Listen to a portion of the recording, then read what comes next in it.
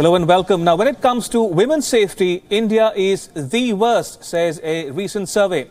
A poll conducted by the Thomson Reuters Foundation has found that India is the most dangerous country for women. The survey was first started in 2011 when India ranked 4th on the list. 7 years later, the group decided to do a reality check and found out that India, in fact, had worsened.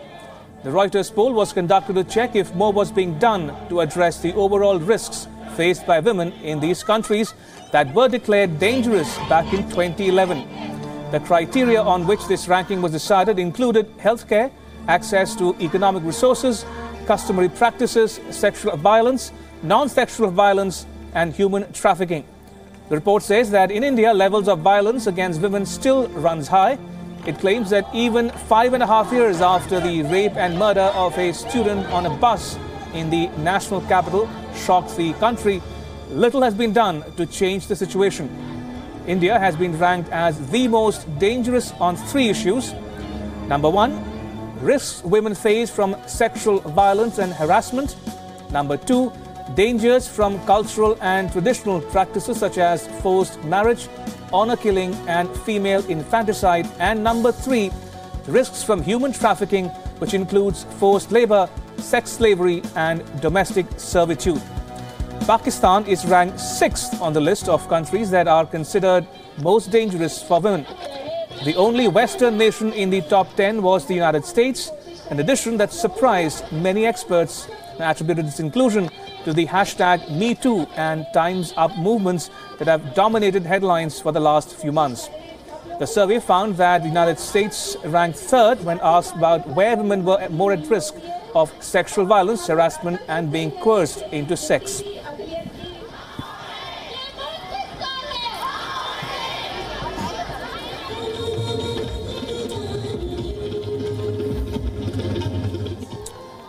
Now, what we say is backed by facts. Take a look at the last comprehensive report released by the United Nations on violence against women. If the number of rapes reported per 100,000 people is analyzed, India fares nowhere close to most European nations, Canada and the United States. Now, the report released in 2012 claims that Sweden tops the list with around 66 cases recorded per 100,000 citizens. Ever imagine the country that is home to the Swiss Alps that has an employment rate of almost 70% could be one of the most unsafe nations for the world? The next European nation that comes in the top 10 list is Belgium with around 27 cases recorded per 100,000 people. Now, Belgium ranks 6th on the list of comparative numbers. Belgium is followed by the United States of America, where the national average of reported cases of sexual violence against women stands at 26.6. The world's most powerful nation, the most developed one, a country with a GDP of almost $20 trillion, comes 7th on the list. The last 2 spots on the list are also claimed by European nations. Norway is at the 9th position, where the rate is 22.3%, and Finland is 10th, where the rate is 18.7%. Now, according to this report, India is nowhere in the list of top 10 nations if the rate is to be seen. The countries such as Sweden, Australia and New Zealand, which are considered safe, precede India when it comes to numbers. Let's tell you now where India stands. Well, India is at the 46th position with an average of 1.8 cases of rape reported per 100,000 people. There are factors such as social stigma which account for underreporting of such cases in India, which many would claim reveals a huge gap. But even if we consider that 90% of rapes go unreported in India, we would still be at a lower rate than the US. All right, shifting gears now. 20 Indians are among those invited to join the class of 2018 of the Academy of Motion Picture Arts and Sciences. The Academy is, for reminder, the body which organizes the Oscars. Bollywood superstars Shah Rukh Khan, Madhuri Dixit and veteran actor Nasiruddin Shah are among a record 928 new members invited by the Academy in its greatest diversity drive so far to advance both its racial and gender diversity. Now, for years, the Oscars have been heavily criticized for being too white and lacking gender parity.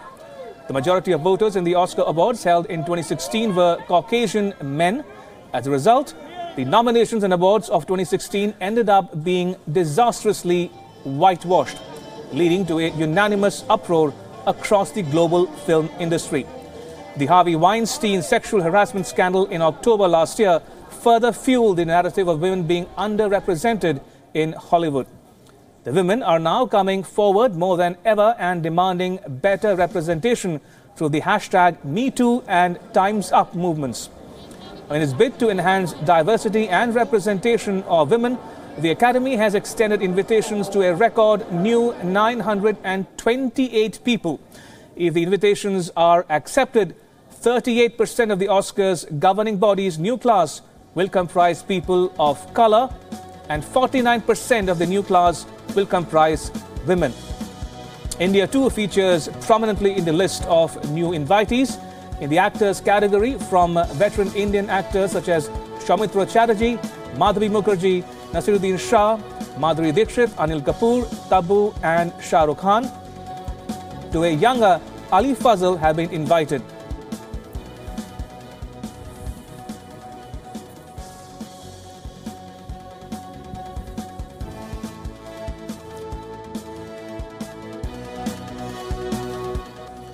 All right, moving on. WhatsApp is a popular messaging app, a free messaging service to keep in touch with your contacts.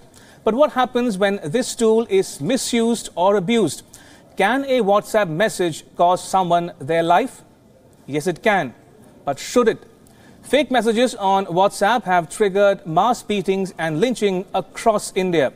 A little over 10 days ago, 2 young travelers were lynched in Assam because locals suspected that they were child kidnappers. A mob of close to 200 villagers stopped their vehicle, pulled them out of it and beat them to death. In May this year, a 25-year-old was lynched by a frenzied mob of local residents in India's IT capital of Bengaluru. The mob attacked the migrant construction worker based on a WhatsApp message that claimed that he was a child trafficker. In May last year, a mob in Jharkhand went on a killing spree fueled by WhatsApp forwards claiming that some men were indulging in human trafficking in some villages of the state. And on 23rd May, another man was beaten to death in Telangana's Nalgonda district. Villagers who were alarmed by a WhatsApp message were keeping a night vigil, saw the victim in an inebriated state, grew suspicious of him and thrashed him to death. Now, these are just a few instances, but almost all violence starts with rumor mongering, text through social networking applications such as WhatsApp, apps that have the ability to mobilize a large group of people instantaneously. The trend is worrying because India is the biggest market for WhatsApp with more than 200 million users. In a country with over 1 billion phone subscribers with access to cheap mobile data, false messages and videos can instantly go viral, creating mass hysteria and stirring up communal passions. Now, WhatsApp said it is aware of the incidents that were fueled through its application. In a statement, they said, and I quote, "Sadly, some people also use WhatsApp to spread harmful misinformation. We are stepping up our education efforts so that people know about our safety features and how to spot fake news and hoaxes," unquote.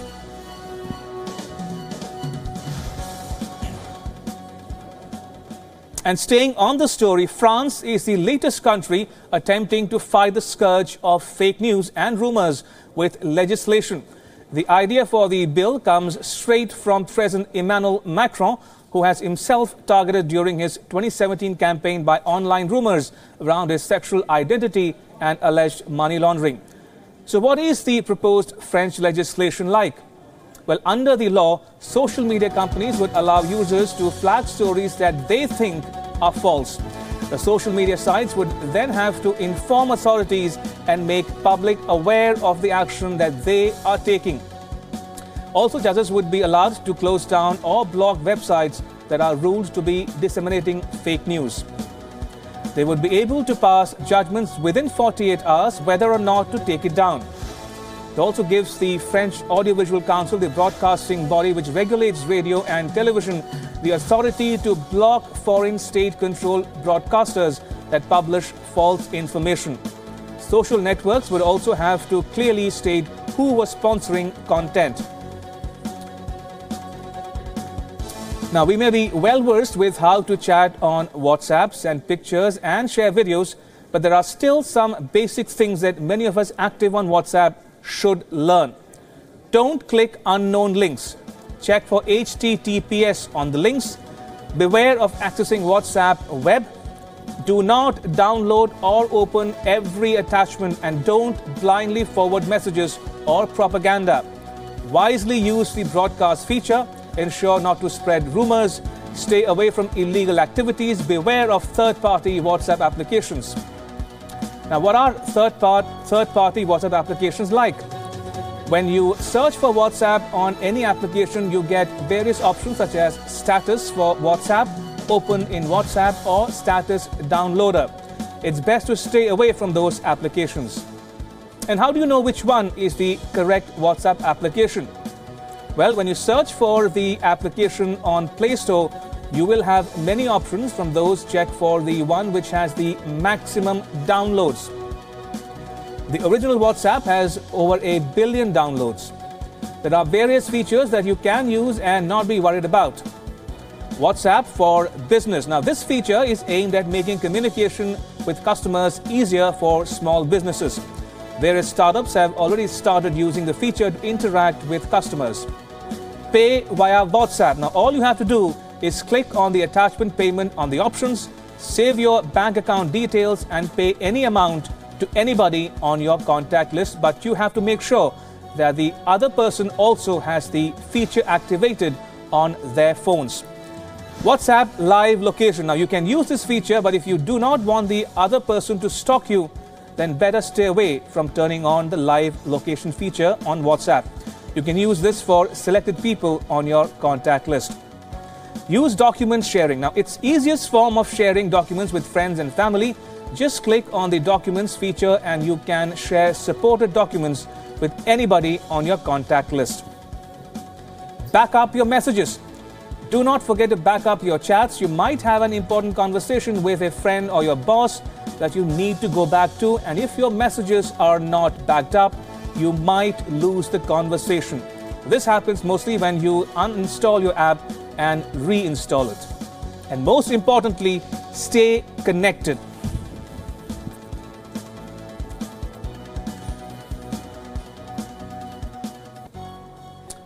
All right, now to the big story at this hour. India has begun taking countermeasures to tackle the threat of rising Chinese expansionism in the Indian Ocean region. Take a look at these visuals. After increasingly losing touch in the Maldives and Sri Lanka, India is wooing the island nation of Seychelles. India's Foreign Minister Sushma Swaraj handed over India's indigenously made Dornier aircraft to Seychelles today. New Delhi laid out the red carpet for Seychelles President Danny 4. The Dornier aircraft will be extensively used to guard the coastline of the island nation in the Indian Ocean. Speaking at the occasion, Seychelles President said that his country will remain a faithful friend to India.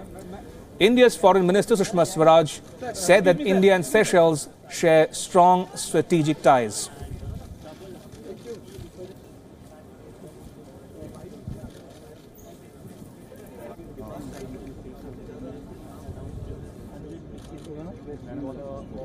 Once again, I stand proud here today, and on behalf of the people of Seychelles and government, I would like to say thank you to India.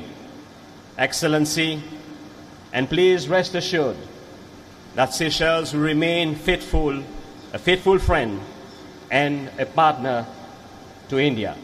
Thank you. Long live our healthy relations. As maritime neighbors, we are committed to securing our oceanic space for sustained development. Securing our seas will ultimately lead to creating a peaceful environment for the progress and prosperity of our two countries and peoples. All right, joining me live in the studio is Mr. Ahmed Naseem, a former foreign minister of the Maldives. Mr. Naseem, thank you so much for joining us on the discussion. Appreciate it. Thank you for making time. Thank you for having me here. Thank you for having me. Thank you indeed. I want to come straight to the point. Will the MDP, the opposition party, and other parties be participating in this year's elections in the Maldives? As a political party, I think boycotting an election is a no-go affair. You know, that's not the way to go about it. If we don't participate, we don't know the corruption in the elections. We would know what happened in the elections, and we would be handing over the entire thing to a dictator who is ruling the country today.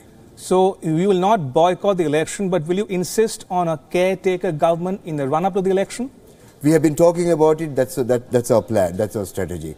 Because we are in a coalition with all opposition parties, and we feel that there is a period that is needed to put things in order and then have an election, have the real election. And will the former president and the leader of the MDP, Mohammad Nasheed, be traveling to the Maldives? Will he be contesting the presidential election come September this year? We are hoping that he will be able to contest. But at the moment, as things stand, I don't see that happening unless there is a very strong pressure from India and the democracies of the world to see that this actually happens, because every international organization, including the United Nations, human rights organizations, they have all condemned the arbitrary detention of President Nasheed and the politically motivated trials that were conducted, not even in accordance with the constitution of Maldives, not in accordance with international law. So they have demanded that these politically motivated trials are unfair, wrong, and the political leader should be released immediately. In fact, on 1st of February, the Supreme Court of Maldives ruled that these trials were unfair, and if President Yamin or the government today wants to try the case again in accordance with the law, he is free to do so. And before I come to India's role and your expectations from India, Mr. Minister Naseem, I have one final question on the elections per se. Now, will you, the opposition party, the MDP, and the other alliance partners, if there are, will you accept the results of the elections, come what may? Oh, we will accept the results, provided it is in, it's in line with the Maldivian constitution, in line with the laws, and unfortunately today they have submitted some changes to the election laws to the parliament in the 11th hour. So these are things that we don't like very much. We will see when we reach there. And many people around the world who might be watching you right now must be wondering, how credible will the election be when you have an opposition leader, the opposition leader, outside the country in exile? So how credible will those elections be at all? No, nobody will consider these elections to be credible, and I don't see how the international community, specifically the democracies of the world, can recognize such a regime when President Yamin has all the political leaders in jail or in exile. So it will be very strange if that happens. Yes. Mr. Naseem, let's talk about India now. How do you see India's role so far in the last 4 years under Prime Minister Modi, and even before for that matter? And what are your expectations from Prime Minister Modi's government in particular? We would expect Prime Minister Modi's government to do the utmost to have a free and fair election, and not to and see that Maldives doesn't go into turmoil in the next 5 years again.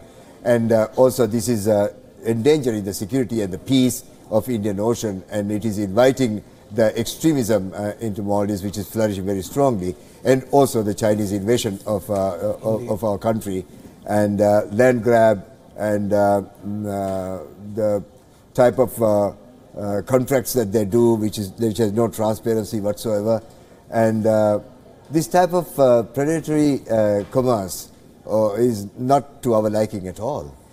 That's the problem. And talking about the Maldives, Minister Naseem, Maldives is one country which Prime Minister Modi has not visited so far. And that speaks a lot about the current state of relations between India and the Maldives.